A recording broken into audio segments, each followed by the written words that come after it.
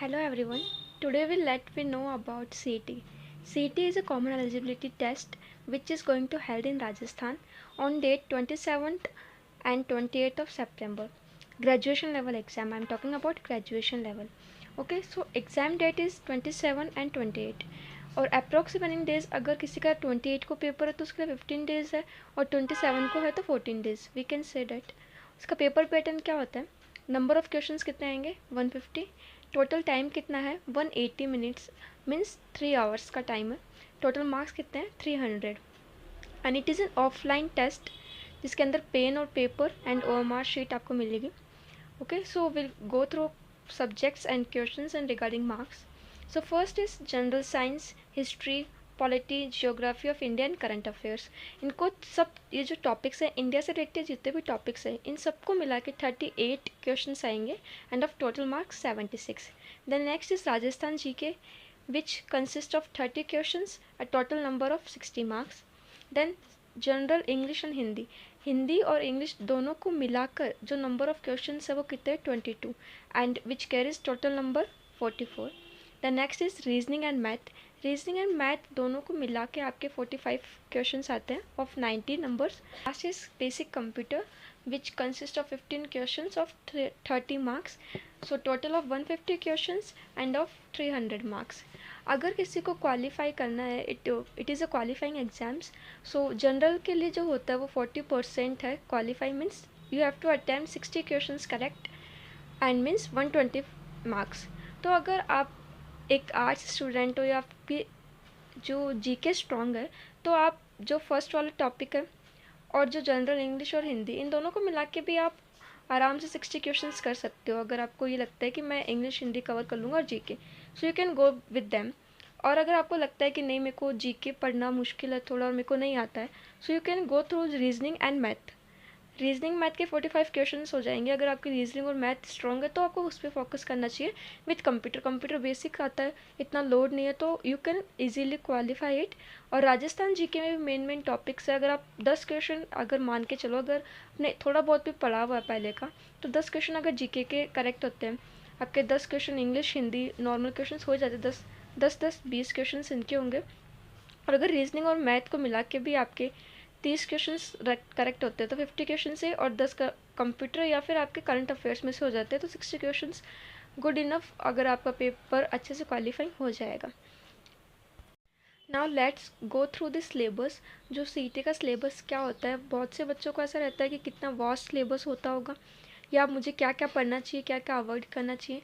ये मैंने बहुत ही ज़्यादा बहुत सारी साइट्स पे सर्च करके and I finally right it कि हाँ कम से कम हम पढ़ें because it is a qualifying paper. इसके मार्क्स ऐड नहीं होते हैं आपको बस क्वालिफाइंग करना होता है.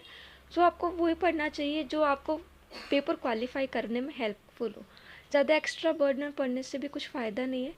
ओके, सो फिर first of all go for Hindi. Hindi में सबसे मेन है संधि मुहावरे लोकोक्तियाँ समास पर्यायवाची विलोम प्रत्यय उपसर्ग व्याकरण तत्सम तद्भव शब्द. I will suggest you guys कि आप मतलब संधि मुहावरे लोकोक्तियाँ ये 3 ही. पर्यायवाची विलोम और व्याकरण में लाइक क्रिया विशेषण क्योंकि ये 10th लेवल तक का होता है. 10th लेवल तक ने सबने हिंदी पढ़ी होती है तो ये इजी रहेगा आपके लिए कि आप हिंदी कवर अप कर सको. हाँ मुहावरे लोकोक्तियाँ बहुत ज़्यादा वास्ट हो जाते हैं पर जो पर्टिकुलर अपन को लगता है कि हाँ ये बहुत ज़्यादा कॉमन है बहुत ज़्यादा आ सकती है तो पढ़ लेना. संधि भी कुछ मतलब फिक्स पार्ट्स ही होते हैं संधि के भी तो वो संधि भी आप इजीली कवर अप कर सकते हो. समास के भी फिक्स पार्ट्स हैं तो वो भी आप कवर अप कर सकते हो. पर्यायवाची विलोम अपन को पता है अपन ने पढ़ा है इतना 12th तक 10th में भी है तो पता है कि कौन कौन से कॉमन जो होते हैं वर्ड्स वो पढ़ने होते हैं. तो आप इन सब नीचे वाले को अवॉइड कर सकते हो कि अगर आपको ऐसा है कि हिंदी में अगर मेरे को नॉर्मल क्वेश्चन सही करने ना तो संधि मुहावरे लोकोक्तियाँ समास पर्यायवाचन विलोम देट्स आर इनफ जिसको आप कर सकते हो. नेक्स्ट आता है इंग्लिश. इंग्लिश के अंदर ईडियम्स आती है. ईडियम्स का बहुत ज़्यादा वास्ट है कि आप कितना भी पढ़ लो नहीं आएगी बट कुछ हाँ कुछ पर्टिकुलर ईडियम्स होती है जो अपन यूज़ करते रहते हैं. वही है जो हिंदी में होता है उन्हीं का थोड़ा बहुत इंग्लिश में ट्रांसलेट होता है कि अगर आपको इंग्लिश आती है तो आप थोड़ा बहुत समझ के कर सकते हो. देन पैसेज अपन 10th में भी पढ़ते थे 12th में भी पढ़ते तो it is common. Then antonyms and synonyms. This is a part of vocab. अगर कोई सीजीएल की प्रिपरेशन से एसएससी की प्रिपरेशन करता है तो उसको अच्छे से आते होंगे। प्यूक्यूआरएस, प्यूक्यूआरएस मीन्स अरेंजमेंट ऑफ सेंटेंस। इसके बाद कौन सा सेंटेंस आएगा, कौन सा सूटेबल होता है, this is called PQRS. Then word वाक्यांश के लिए एक शब्द, voice, active and passive voice, ये active passive voice and narration speech, these are really common topics जो हर कोई कर सकता है। इसमें पर्टिकुलर सबसे easy I can say that voice and narration and articles. ये 3 टॉपिक्स ऐसे है कि अगर कोई हिंदी मीडियम का स्टूडेंट हो या कोई भी स्टूडेंट हो they can easily clear that. Okay, so आप अगर इंग्लिश को ज़्यादा ऐसे दोगे तो voice, narration, articles, determiners, prepositions and idioms. क्योंकि पैसेज और पीक्यूआरएस तो वहाँ पे लॉजिक आप कितना भी पढ़ लो नहीं होगा। अगर आपको वहाँ पे लॉजिक आता है तो आप इजीली कर सकते हो अगर आपकी इंग्लिश वैसे स्ट्रांग है। नेक्स्ट है कंप्यूटर। जैसे कंप्यूटर लैंग्वेजेस होती हैं, सुना होगा आपने C++, जावा, ये लैंग्वेजेस जो होती है इनके बारे में, हाँ उनके नाम आएंगे, ऐसे नहीं कि उनके बारे में आप डिटेल एक्सप्लेन करो। ये क्वालिफाइंग पेपर, इसमें ऑब्जेक्टिव टाइप क्वेश्चन है और आपको नॉर्मल ऐसा नॉलेज होना चाहिए कि हाँ ये सुना है तो आप कर सकते हो। देन कीज, शॉर्टकट कीज होती है जैसे Ctrl+V पेस्ट, Ctrl+X कट, तो वैसे शॉर्टकट कीज याद करनी होती है। Then input and output devices, जो अपन पढ़ते हैं 8th क्लास तक और अभी भी नॉलेज होता है कि इनपुट आउटपुट डिवाइसेस क्या होते हैं। Then hardware and software, networks जो होते हैं, wide area network, local area network, जो मेन होते हैं ना, personal area network, metropolitan area network, networks के बारे में पढ़ना होता है। देन ऑपरेटिंग सिस्टम्स जो होते हैं, MS window, MS office, storage devices, VRS and internet. मैं आपको इसमें सजेस्ट करूँगी कि आपको कंप्यूटर में ज़्यादा ना पढ़ के अगर आप कंप्यूटर लैंग्वेजेस, कीज़, मतलब computer languages, keys, input and output devices, hardware and software, then networks and storage devices, आप इतना पढ़ लो। आप कंप्यूटर में 15 क्वेश्चन आएंगे ना तो आपके 8-10 क्वेश्चन करेक्ट हो सकते हैं, क्योंकि ये मेन पार्ट्स होते हैं जिसमें से क्वेश्चंस बनते हैं। एक ऑपरेटिंग सिस्टम से भी बन सकता है। एंड इसमें मैंने एक लिखा नहीं है, आप देख लेना कि वो एक होता है टाइप्स ऑफ कंप्यूटर्स, तो उससे रिलेटेड क्वेश्चंस भी आ जाते हैं कभी कभार। देन राजस्थान जीके बहुत वास्ट है। जीके कहीं का भी पढ़ो, राजस्थान का पढ़ो, वर्ल्ड का पढ़ो या इंडिया का पढ़ो, बहुत ज़्यादा वास्ट होता है। तो मैंने एक चीज़ नोटिस करी है कि हर एक पेपर में आप कितने भी जीके के क्वेश्चंस देख लो रिलेटेड टू राजस्थान, उसमें मेनली ये 3-4 टॉपिक्स ऐसे रहते हैं जिसमें से क्वेश्चंस आते हैं।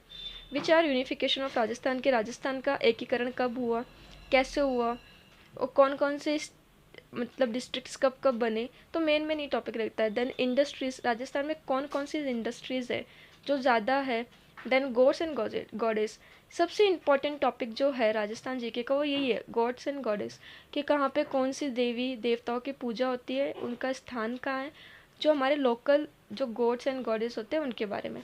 देन फेस्टिवल्स, कौन कौन से फेस्टिवल्स राजस्थान में स्पेशली बनाए जाते हैं, जो ऑल ओवर इंडिया बनाए जाते हैं वो तो है ही है, पर राजस्थान में कुछ कुछ मेन फेस्टिवल्स होते हैं जो राजस्थान में स्पेशली बनाए जाते हैं, विच उस पर थोड़ा ध्यान देना। फोक डांस, जैसे राजस्थान के डांस है Ghoomar, you know like this, उसको हिसाब से फोक डांस म्यूज़िक।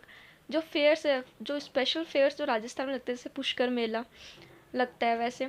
लेक्स है, जो लेक है जो राजस्थान में लेक्स है वो, रिवर्स।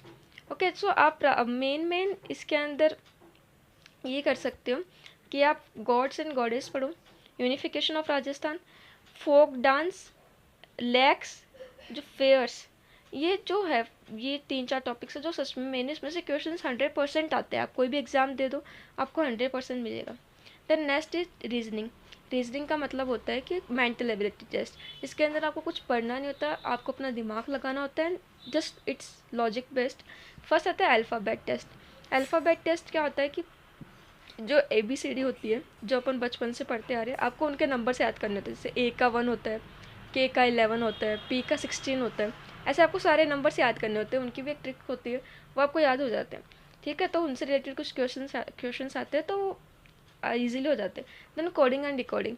कोडिंग एंड डिकोडिंग का मतलब होता है कि कुछ कुछ चीज़ें कैसा लिखा हुआ होता है, जैसे ABCD, इनके नीचे इनके अल्फ़ाबेट नंबर्स लिखे हुए 1 2 3 4, तो अपन PQRS को कैसे लिखेंगे, this is called decoding and decoding. कि आपको एक का कोड दे दिया कि इसको ऐसे लिखते हैं तो दूसरे को कैसे लिखेंगे, this is called coding and decoding. Then next is blood relation. Blood relation आपने अपने घर पे भी होते, घर पे भी रिलेशंस हैं, सो लाइक क्वेश्चंस ऐसे आते हैं कि आपके पापा के, बुआ के बेटे के, ताऊ की बेटी आपकी क्या लगेगी, थोड़ा लंबा खींच देते हैं तो ब्लड रिलेशन। बाकी मेरे को लगता है क्वालिफाइंग पेपर है तो इतना डीप नहीं आएगा, ऊपर ऊपर से आएगा, ठीक है। Then classification. क्लासिफिकेशन का मतलब क्या होता है ना कि एक ही क्लास के आपको 4 ऑप्शन देंगे, आपको वो करना है कि कौन सा सबसे अलग है, ठीक है। Next is analogy.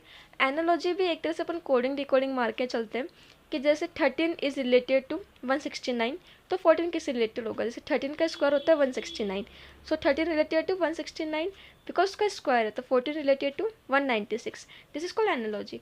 Then logical arrangements of words, ये एक टॉपिक ऐसा है कि आपका मतलब आपने सराउंडिंग में कुछ देखा हुआ है तो आपको इजीली हो जाएगा। जैसे मैं एक एग्जांपल के लिए बताऊंगी, जैसे nursery, then 10th, then senior secondary and then graduation. आप इसको अरेंज करो तो आप कैसे करोगे, nursery, 10th, senior secondary and then graduation, ऐसे 4 वर्ड्स होते हैं, उनको लॉजिकल वे में अरेंजमेंट करना होता है। जैसे पहले फर्स्ट वीक एक्सीडेंट होता है, फिर एम्बुलेंस आती है, उसको डॉक्टर के पास लेके जाते हैं, फिर उसका इलाज होता है। सो लाइक दिस उसको सीक्वेंस में अरेंज करना होता है, दिस इज रीजनिंग। और then next is math. LCM and HCF अपन पढ़ते आ रहे हैं from I can say that 6 से तो पढ़ते ही होंगे ना, LCM and HCF. Ratio and proportion ये भी पढ़ते ही हैं, मतलब मोस्ट ऑफ कॉम्पिटिशन एग्जाम्स में मैथ का सिलेबस तो सेम ही रहता है। परसेंटेज में मेन है कि आपको परसेंटेज की वैल्यू याद होनी चाहिए, जैसे 1/5 20% होता है, 1/4 25% होता है, 1/3 33.33% होता है। सो लाइक वो परसेंटेज अगर आपको याद है तो इट्स विल बी ईजी। जो परसेंटेज होता है प्रॉफिट लॉस में भी काम आता है। देन टेबल्स एंड ग्राफ्स, जो सबसे एक टॉपिक अपन कह सकते हैं ना कि जैसे इंग्लिश में पैसेज होता है कि नीचे क्वेश्चन है, ऊपर आंसर आपको ढूंढना है, वैसे टेबल्स एंड ग्राफ्स है, नीचे क्वेश्चन है, ऊपर आपको उसमें से फाइंड करना होता है। Next is simple interest, SI and simplification. Simplification के लिए आपको बोर्ड मास आना चाहिए, जो बेसिक है मैथ का, addition subtraction multiplication and division. This is I can say मैंने हाँ इंडिया का इसमें करंट अफेयर्स इंडिया का सिलेबस इंक्लूड नहीं किया है बिकॉज वो बहुत ज़्यादा वास्ट हो जाएगा, और मेरे को लगता है अगर आपको क्वालिफाई करना है तो this syllabus is enough for you. और ज़्यादा आप कर सकते हो वो ये है कि कंप्यूटर, इंग्लिश, हिंदी और रीजनिंग मैथ और जीके के, राजस्थान जीके के कुछ मेन टॉपिक्स आप पढ़ सकते हो which will be really helpful for you. और अगर आप इनमें से मेन टॉपिक्स भी पढ़ के जाओगे ना तो यू विल श्योरली अटेम्प्ट 40% आराम से हो जाएगा आपका। So all the very best to everyone and thanks for watching.